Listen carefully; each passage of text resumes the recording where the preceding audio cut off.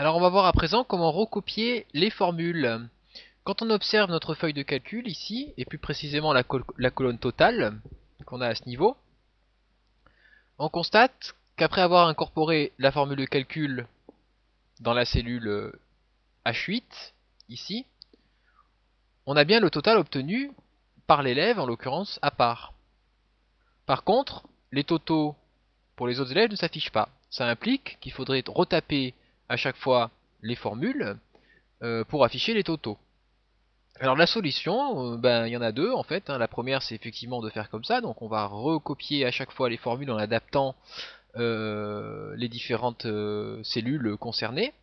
Ou alors, on utilise la solution recopier les formules dans les cellules en question. Pour recopier une formule, on va cliquer au niveau de la première cellule où il y a la formule. Et vous voyez ici, on a en bas à droite de la cellule un petit point noir. Alors quand on passe au niveau du petit point noir, on a le curseur qui change de tête et qui se transforme en croix noire. Quand on a la croix noire, on est bon. On clique, on maintient enfoncé.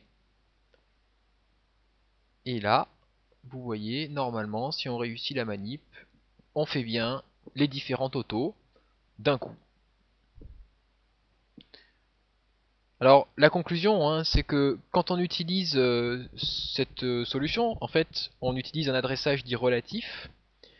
La nouvelle formule s'adaptera automatiquement à la colonne ou à la ligne dans laquelle elle est positionnée. L'adressage relatif à des cellules permet de gagner du temps dans une mise à jour de documents.